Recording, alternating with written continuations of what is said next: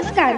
महाराष्ट्रातील विविध क्षेत्रातील बातम्या झटपट आपल्या मोबाईलवर पाहण्यासाठी लगेचच सबस्क्राईब करा राष्ट्रशक्ती लाईव्ह न्यूज आणि सोबत बेल आयकॉन प्रेस करायला विसरू नका. धुळीवंदन आणि चंद्रग्रहण एकाच दिवशी येत आहेत. शास्त्राप्रमाणे काय त्याच्यावरती बंधनं असू शकतात का किंवा कशा पद्धतीने साजरं केलं पाहिजे?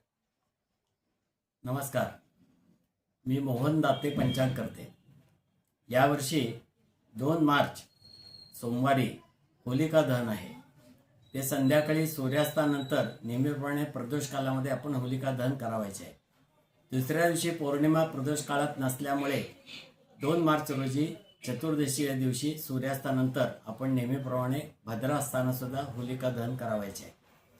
3 मार्च रोजी दुसऱ्या दिवशी म्हणजे मंगळवारी धुलीवंदनाचा दिवस आहे.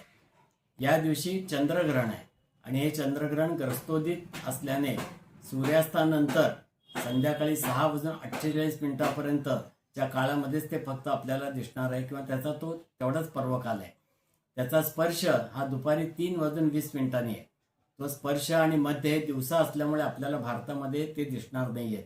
तर फक्त संध्याकाळी सूर्यास्तानंतर आपल्याला अल्पकाळ हे चंद्रग्रहण दिसणार आहे. या अल्पकाळामध्ये ज्या काही ठिकाणी 3 ते 4 मिनिटं 5 मिनिटं दिसणार आहे, तर काही ठिकाणी 10-15 मिनिटं 20 मिनिटापर्यंत दिसणार आहे. तेव्हा या काळामध्ये जेवढे आपल्याला शक्य असेल तेवढे आपण स्नान, जप इत्यादी गोष्टी आपण कराव्यात. जर काही शक्य झालं नाही तर किमान 6:48 नंतर आपण ग्रहणाचे मोक्ष स्नान करावे. या ग्रहणाचा वेध हा सकाळी सूर्योदयापासून सुरू होत असल्याने आपण या वेध काळामध्ये संपूर्ण दिवसभरामध्ये आपले नित्य नैमित्तिक पूजा, अर्चा, अभिषेक, श्राद्ध इत्यादी सर्व धार्मिक कृत्य आपण करू शकतो. फक्त या ठिकाणी भोजनाचा निषेध आपल्याला सांगितलेला आहे.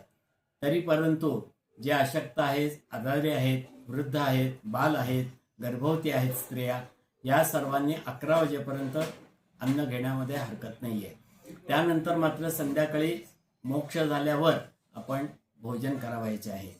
अर्थात या सर्व गोष्टी करता येत असल्यामुळे जो धुलीवंदनाचा दिवस आहे त्या दिवशी आपण धुलीवंदन, होळी म्हणजे रंग खेळणे इत्यादी सर्व गोष्टी आपण दिवसभरामध्ये करू शकतो. त्याला कोणताही निषेध नाही आहे. तेव्हा धुलीवंदनाच्या दिवशी जरी चंद्रग्रहण असले तरी आपण होळीचा सण म्हणजे रंग खेळण्याचा सण हा आपण साजरा करू शकतो.